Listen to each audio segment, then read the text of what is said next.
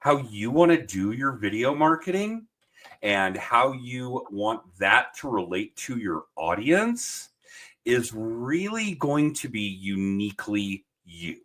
Okay. So that is something that everybody needs to understand. Okay. There's absolutely no reason to think that you've blown it, that you're not going to ever be able to do this because you didn't start 15 years. I would absolutely make sure that one of the big keys to this is that you don't develop any analysis paralysis.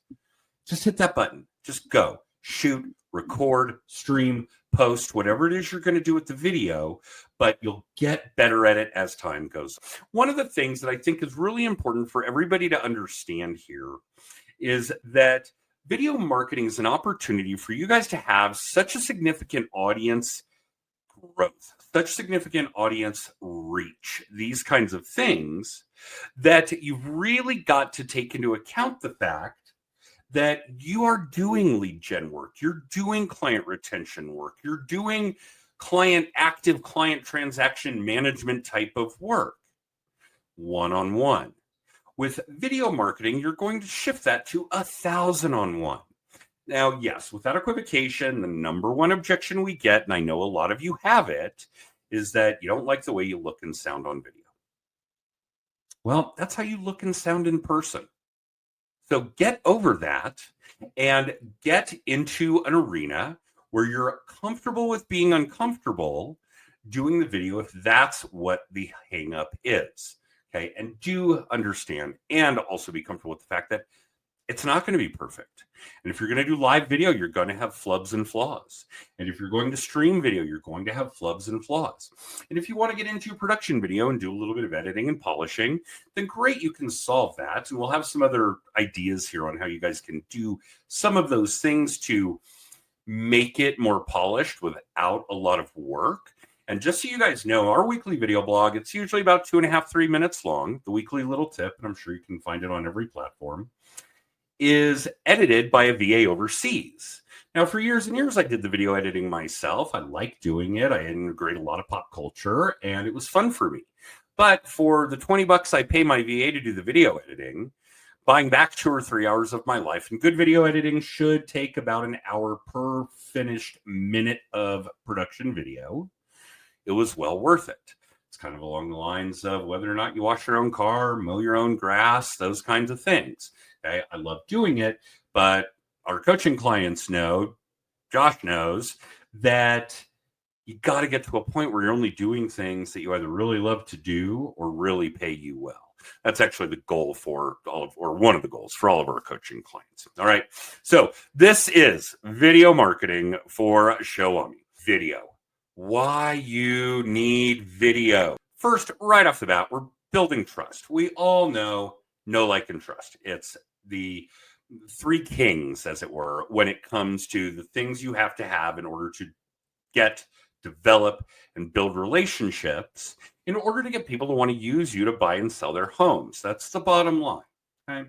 Video obviously is going to have a greater reach. There really isn't a whole lot of marketing that you guys can do that's going to touch an audience in such a great manner with such a valuable message, depending on what your message is, than doing video.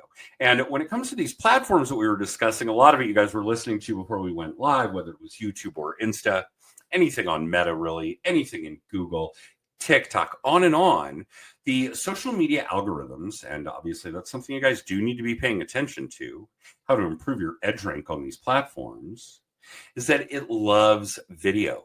The social media platform algorithms love video. Live video even more, and we'll get into some of those kinds of things as well real quick, and let's talk about that. So if you're wondering why in the world do all these platforms love video, number one reason is it's something that's very hard to fake.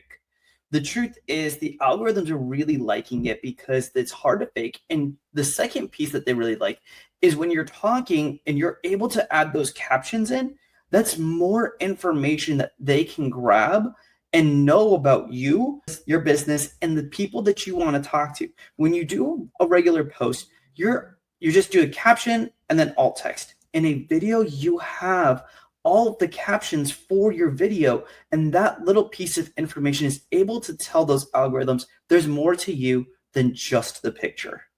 Absolutely. There's more to you than just the picture, the copy, the graphics, your usage, your scrolling, all of the things that the algorithm picks up on. So you've got to teach your AI. If you're a ChatGPT user, great. I prefer Gemini, but you've got to teach it who you are, what you do, about your business, all these things in order to build the perfect client avatar. And we're basically trying to take advantage of the same kind of thing in the social media algorithms so that our audience, who that content is being shown to, is part of that.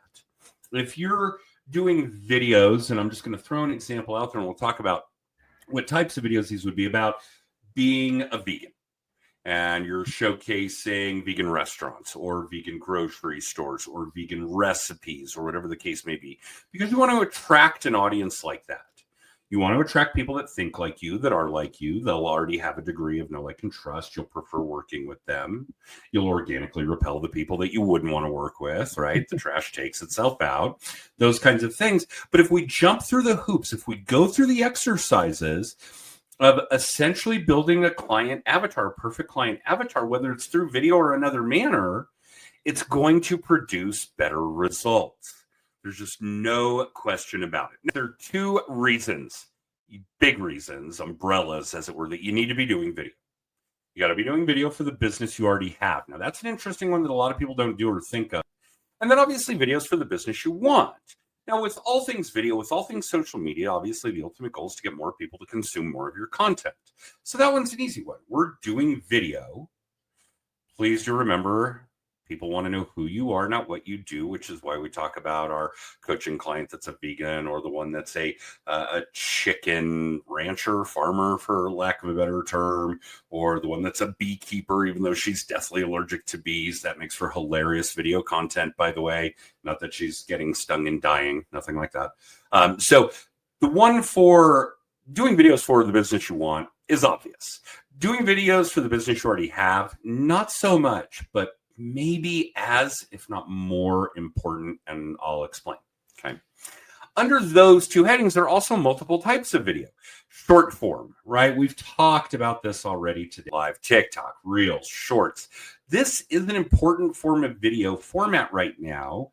A lot of it because it's very, very popular, right? Reels, Shorts, and TikTok is probably the biggest segment of what goes on in social media right now.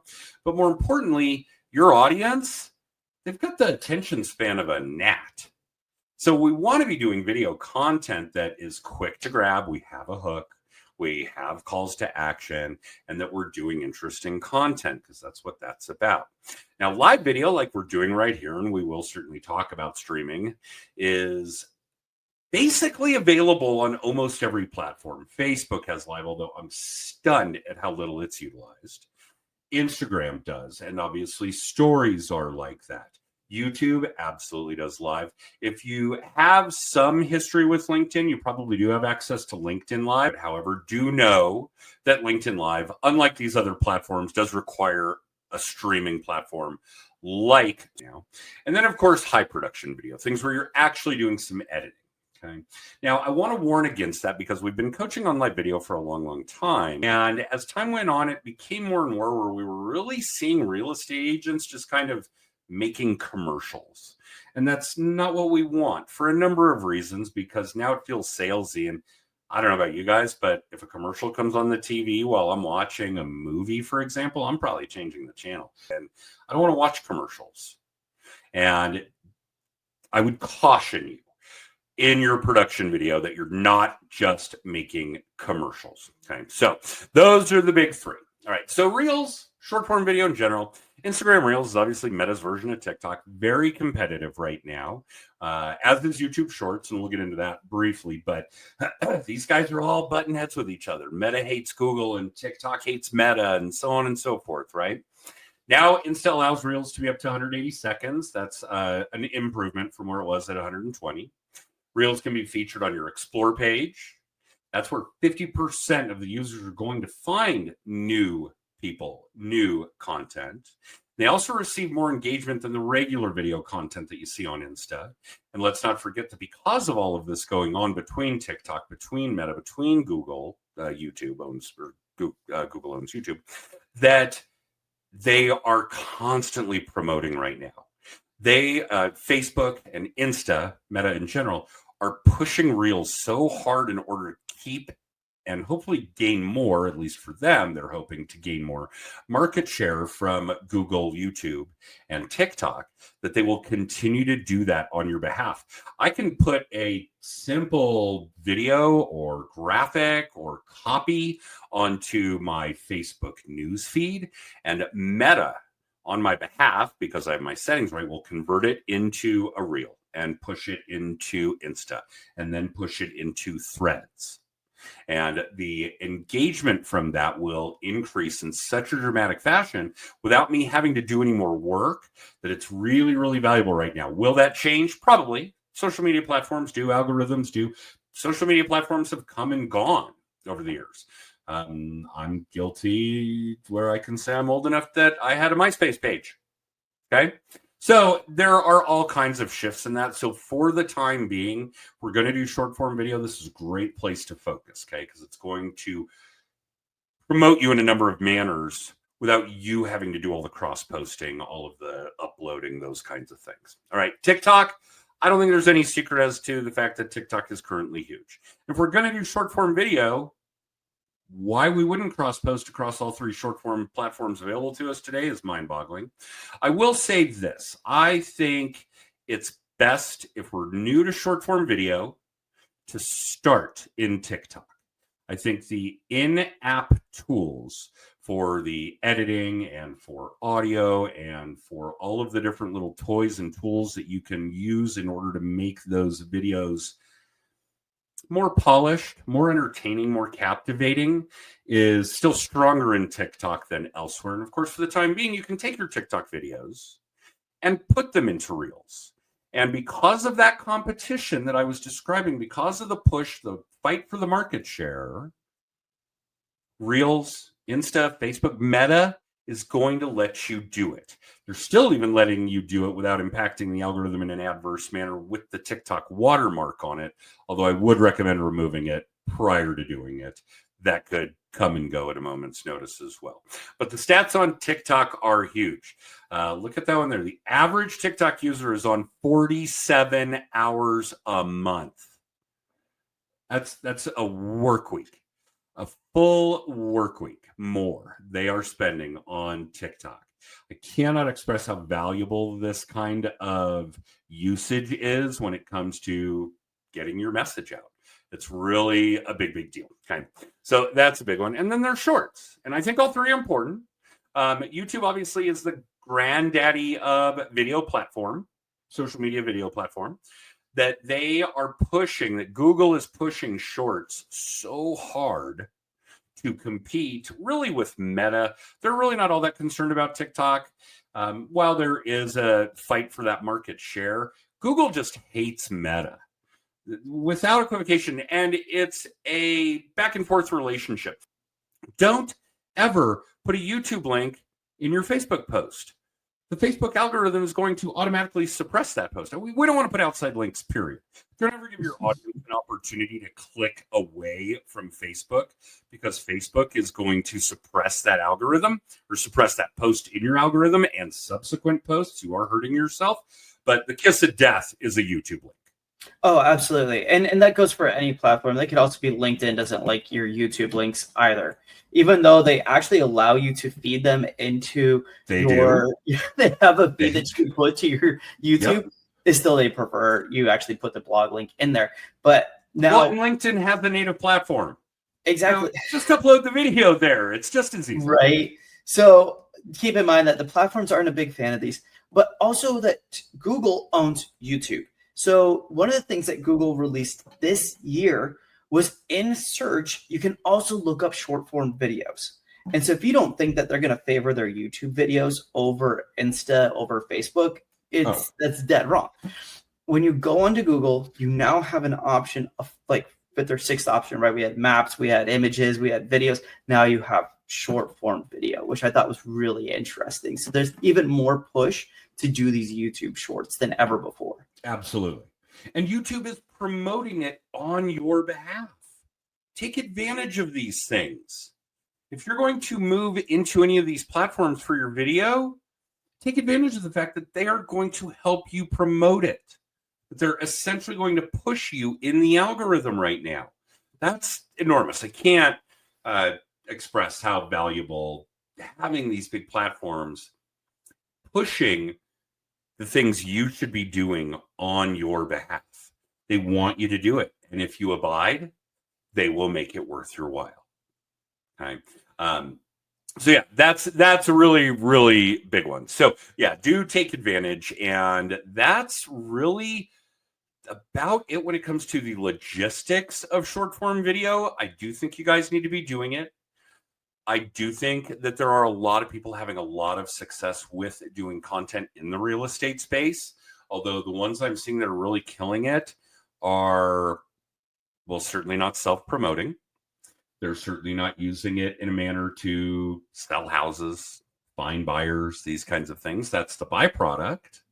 But they're doing things that are funny, that are kitschy, that are uniquely different. If my dog was a realtor, that kind of thing is absolutely captivating. And the subtext in there is that, hey, I'm a realtor and don't forget about me. But I'm actually doing direct video content on, hey, I'm a realtor and use me, please. I'm begging you to help me or to let me help you buy or sell your home. That's not what they're doing. It's subtextual. All right. So I do think that short form video is ridiculously valuable. All right. Let's talk about live video for a minute. And again, I do think that live video is still being underutilized. Now, I probably do at least 2 to 3 live streaming videos for different audiences on different subjects every week. I do a lot on my personal Facebook page, a lot on my Facebook mortgage page, a lot on our coaching page, those kinds of things. And there are a lot of different platforms. There are a lot of ways to shape the audience. There are a lot of ways to tinker with the algorithms in these different platforms, especially the ones that do have live video. So I do think that this is really, really valuable. I think long-term, this is as valuable as short form video. I don't know what the long-term life of the short form video will look like. My crystal ball is in the shop, but I do think that there's a lot of value to this. One, it's existed longer. And two, I think it will exist at least as long. And again, let me reiterate, the algorithms, the social media algorithms love original organic content. And there is nothing more original or organic than live video. That's all there is to it. I can't fake it. That's my bookcase. That's Josh's orange jacket. We cannot fake much on live video. Now, of course, it takes time. It takes practice. Yeah. Good at it. It's going to take you some effort. And I'll talk about how to do some of this to get over the ums and the ahs and those kinds of things that we just have naturally in public speaking. Not that you can't overcome it. And there are great techniques to do that. Easy, I promise. But the social media algorithms thrive on original or organic content. And there's nothing more original or organic than live video. What are your thoughts on letting people know you're going to go live before you go live versus just going live? And what is the best strategy for actually going live? It's all kind of one question, because I have a feeling I know where you're going, but let's hit this one. Okay. It is a great question. There's no doubt. Question. It is a great question. And the answer is yes. Okay. So when I say that, I think it depends on the content, the platform, and the audience. Sure. Okay. So I do a lot of stream production videos. I will actually create a production video, go through the editing, save it as a finished product, then plug it into StreamYard to stream out to a specific audience at a specific time. Now, depending on what that content is, depending on who that audience is, yeah, I'll do an announcement. Okay, now let me express, say, Facebook, for example. Because if we're using Facebook Studio to do live, then yes, absolutely, because Facebook is going to do their normal notification process. Now, the neat thing about doing live in Facebook or scheduling a live in Facebook is that it's going to notify your entire audience that you scheduled a live. And if you want, it's going to notify your entire audience that you're getting ready to go live. 15 minutes ahead, 30 minutes ahead, that's up to you. And then it's going to notify your audience that you're live. So just that alone, with very little, literally a couple of clicks difference, to hit that Facebook audience in triplicate for the same content is very valuable to me. Now, don't get me wrong, if I happen to be driving in my car and something really cool is happening on the road, there's a car show. I did shoot some video yesterday. I got stopped on my way to the office by a really big funeral procession for what was obviously a fallen firefighter. Hundreds of vehicles. Antique fire trucks with the firefighters in their dress blues standing in the along the back of the fire truck out in the open air as this procession went by. Now, I'm not announcing that I'm doing that live, but if I'm able to just go, okay, Facebook video live, tap, tap, tap, and then hold my phone out my windshield and let people see this really beautiful, meaningful procession go by, cool. But I'm not going to announce that I'm going live and then 5 seconds later go live. A lot of the time I'm doing it because I want to let my audience prepare. And obviously, like you do in StreamYard, we can tee up a live stream and notify the audience earlier. And it's even easier to do with production video that way. Yeah. So, and then of course, StreamYard saves the videos that you upload. So if I want to run that same process again 2 weeks later, a month later, whatever, it's just a few clicks and my announcement is done 30 minutes before, whatever. And the video is just going to run all by itself. It's really cool. All right. So I do think that this is valuable in a lot of senses.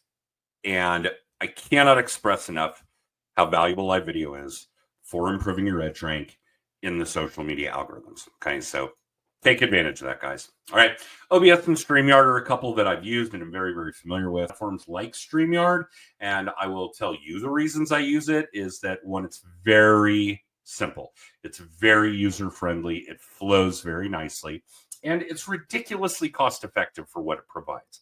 I think I'm on the very cheapest subscription, and I can stream to 3 different platforms at the same time. The cool part is you can then look at hosting some of these live sessions just like we're doing and work with another agent in your office, work with your broker to stream on their platforms too, getting your more lender, your title rep, your your homeowner's insurance agent, all of your referral partners. This is a fantastic methodology for doing live video. While I have been so vocal about the fact that social media, all of the platforms, love original organic content, in this case, live video, do know that all of them recognize that we're using StreamYard and that we are not native. We're obviously not on Facebook Live right now. We are streaming to Facebook Live right now. That's very different. However, I will tell you this. The hit that you're going to take in the algorithm, the hit that you're going to take in your edge rank for using a third-party platform like a StreamYard or an OBS will absolutely be compensated for by the fact that you're doing live video. Okay, so that's really just my 2 cents on when we're talking about the difference between being live in the native app and being live in a StreamYard going to the native app.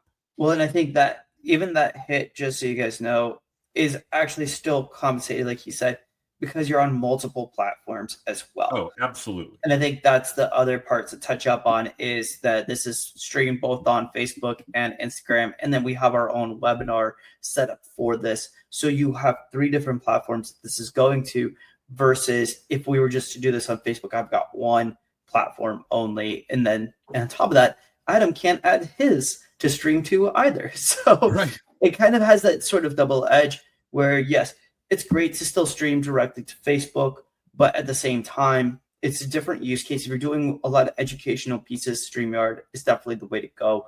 If you're talking investing, if you're talking about different loan types, these sort of things are absolutely worth doing on your multi-platform, and then you can edit them later. Yeah, but if you happen to be somewhere where you just found the greatest ice cream cone you've ever had, great, pop into Facebook Live and say, hey, I'm at, the Frosty Top ice cream party. Or even, I'll give you guys a simple example. I do this every single month. I have what I call Live with Liam. I have a son who is now 1.5 years old, and every single month I go live and I give people updates on our lives. We give people updates on how he's doing, what sort of things he's progressing with, what's new in our life. We go through what's going on in our businesses, and then we kind of jump into, is there any big news or anything that we need to share with the world? And having that monthly live gets a ton of exposure. It gets people really excited and gives them a window into our lives. But would I use StreamYard for something like that? No, I don't. No. I don't need to. And I love StreamYard on my phone. I use it. But no, that's not the point and purpose. But what Josh is saying that you guys need to hear, that you really need to catch the subtext of, is that Josh is doing video, streaming video, in a constant and consistent manner. Mm-hmm. Okay? He is doing video on things that focus on the who he is, not what he does. Yep. He's letting his audience really know who he is, what goes on in his life. He's constant and consistent about it. And because it's live video, he is authentic and transparent. I promise that's what your audience expects from live video. I love that stuff. It's not supposed to be perfect by any stretch. No. Okay? All right. So this is a little screenshot of what StreamYard looks like for us as users, as the content creators. It's very simple to use. It's really friendly, easy to navigate. I cannot say enough good things about StreamYard, and they do keep advancing as time goes on. The captioning. And in fact, Josh, we may have talked about this just amongst ourselves at one point, that StreamYard now will also take a finished broadcast. So as soon as we're done, Josh is going to have the option of letting StreamYard's AI convert this long video into short 30-second clips. He doesn't have to do the work. StreamYard's AI is going to do the work and create short-form videos for him. Now, it may create 50 of them for him, and only 5 of them are really going to be usable, but he didn't have to do any work, so who cares? So those kinds of technological advancements are going on with StreamYard all the time. Well worth the money. All right, moving on to high production video. And this is going to be something similar. I'm not going to force you guys to watch this video, but I do want to talk about this in some detail. Okay, because this is what I'm talking about when I talk about videos for the clients you have. Okay, now the task, the actual tenable, tangible, tactical task that you guys should be doing is Milestone videos. I'm going to keep it easy. Okay, what I want you to do is make a list of the 12, maybe 8 to 15 as a wider band, questions, your FAQs that your buyers and your sellers, and they will be different, are asking on every transaction. And you guys know you're getting them. You're getting that same dumb question from every buyer, from every seller, whatever it is. Make a list of those questions. Okay. Then make a short video answering those questions. Do some editing with it. Put in your company logo, put in your contact information, a QR code, who to reach out to on your team, whatever the case may be.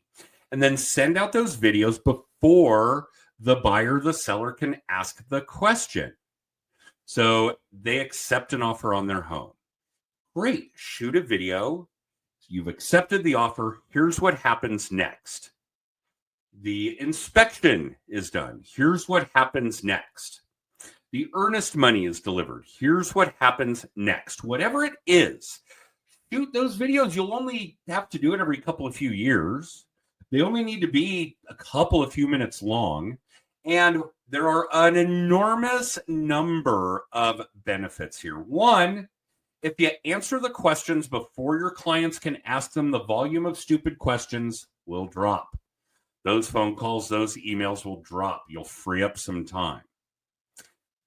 More importantly, it is going to be you talking to that client directly about the exact point in time of their transaction then and there. This, again, in a subtextual manner, really reinforces that, yes, they are your only client. And yes, you are working on their transaction 24 hours a day. And you're not. You better not be. That's not your job.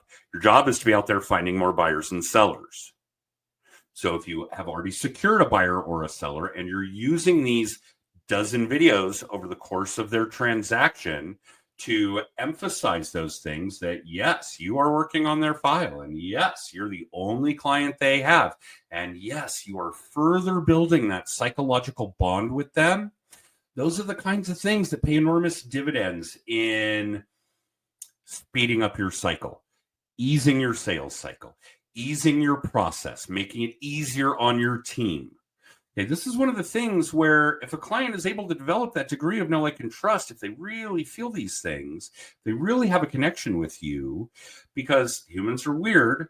They're not going to question your process. They're not going to question your team when they get involved in the process. Humans are the only species that asks why. I tell the dog to come. The dog just comes. The dog doesn't ask why. When I tell a client, obviously different on the loan side, that I need all pages of their bank statement, including that last one that says left intentionally blank, they ask why. If we go through these processes of really developing this know, like, and trust, really developing this psychological bond, really doing good work with Milestone videos, the degree of that goes down. The process becomes easier. Your team has an easier job, on and on. So please, please make a list of your FAQs with buyers and sellers. Shoot some short videos answering the questions. Do some simple editing. I would have my VA do it, for example. That's simple. And then make sure they're going out at those milestones. Okay, your house is now active in the MLS. Okay, your home is now under contract. Whatever it is, figure out what those frequently asked questions are and use them to your advantage. This is really simple stuff if you take it step by step, and the results are incredible. Please believe me. All right. So there's a good example. That's one of them from what we do. And it's me just answering one of those questions, some very simple editing. Just so you guys aware, that is not my office. Although it's funny because I do have people on my team who've done their research before coming in for an interview and literally thought that was my office. That's a stock YouTube video. And when it's playing, you can see the people moving a little in the computer monitors, flickering a little, those kinds of things. And then it's just me, logo. At the end of the video, there's a little bit of copy. Hey, if you have questions about your transaction, call my transaction director at this number, or email my transaction assistant at this address, whatever the case may be. Because again, your videos might spark more unique questions, but play a little bit of gatekeeper and get those questions answered in a different manner. One of the things I use in our coaching a lot is don't be Google. If there are questions that other people should be answering, like if you guys are all real estate agents and your clients are asking you loan questions, that's one for your lender. That's a question for your lender. That's a question for Bob. That's a question for Jane. Do not be Google. Okay. Know your worth, know where your expertise lies, and don't let your clients take advantage of you in that manner. Okay. So yeah, don't be Google, but use these Milestone videos to really help further you that way. All right. The keys to really great production video, obviously, again, be authentic, be transparent. Number two, even more important than good video quality is good audio quality. You guys will see my boom mic here. Josh has one as well. I have incredible wireless labs. I have incredible studio labs, these kinds of things. Good audio is cheap, really cheap. I mean, this boom mic may have been $30, and the cost of consumer electronics goes down over time. My 2-channel wireless that I just carry in my backpack if I'm going to do video from my phone or my laptop, I think it was $20. A good wired lab, probably $20. In fact, I used to keep one here on my desk at home. I don't see it. Neither here nor there. A dual channel wireless lab for the studio, also very, very cheap. So please invest a little bit in some good audio. I've got a couple of coaching clients. One's in real estate. She's in Vegas. And she's been doing some really cool videos where she's setting the camera out at the street. And it might be this big sweeping driveway, automatic gate. And she's walking away from the camera up the driveway, and she's getting further and further away from the microphone. And the audio gets so bad, I can't watch the video. And a quick fix with a good wireless lav, solved. Another one, a mortgage guy, and he's actually in Florida as well, Josh. He does the most amazing, engaging mortgage content. He's doing incredibly educational videos on mortgages, which you wouldn't think would really be a thing that people would engage with mortgage content, but they do because he's so good at it. He's so entertaining with it, and he refuses to use a microphone. I just broke down and bought him one. Here, I'm just buying you a microphone. You got to use it. This is insane. Quit doing this because you're garbled or there's static or I can hear background noise, whatever the case may be. Okay. And then the third one is the scripting.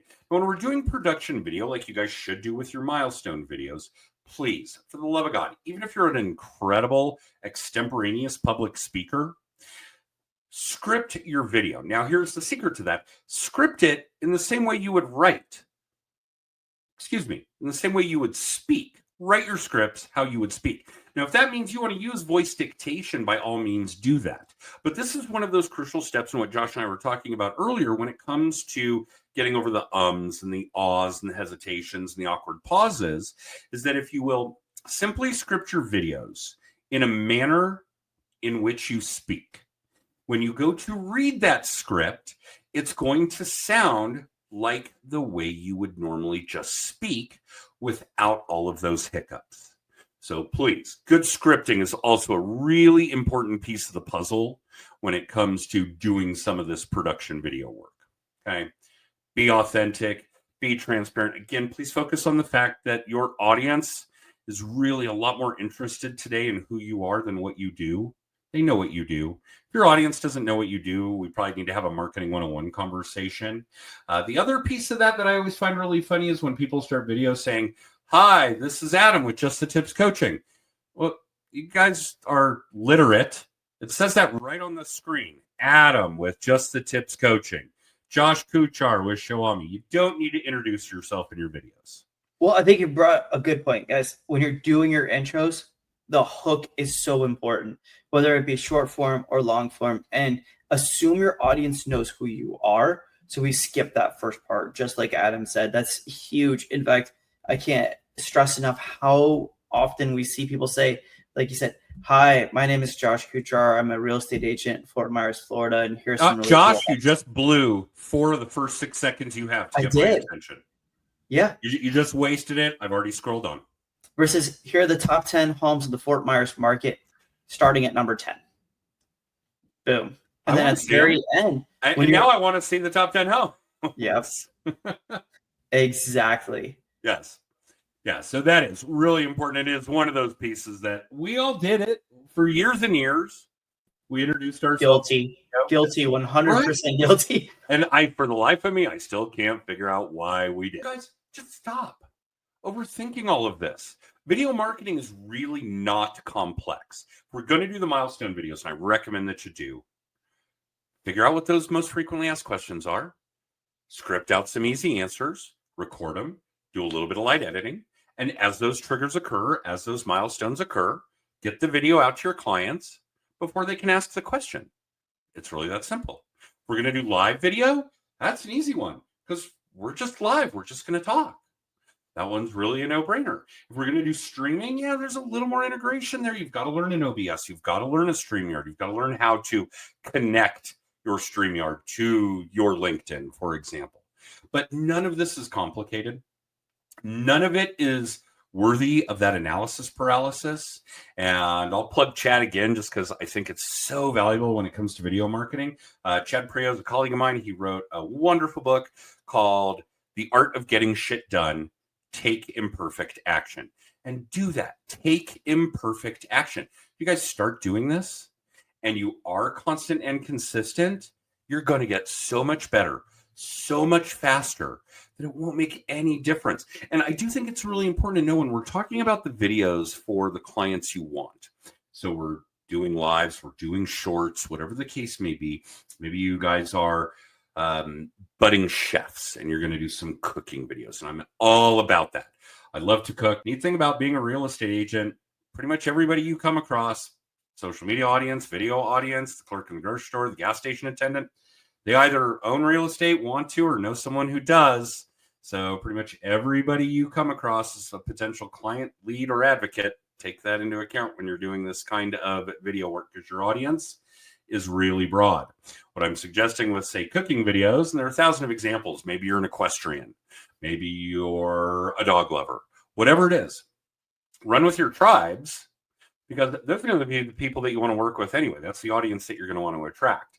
And if you're a dog lover and there are people catching your videos that hate dogs, that one sounds so weird to me, who would hate dogs, then fine, they're going to go away organically. The trash takes itself out. You wouldn't want to work with somebody who doesn't love dogs anyway, or somebody that hates dogs for that matter. So yeah, there are a lot of things.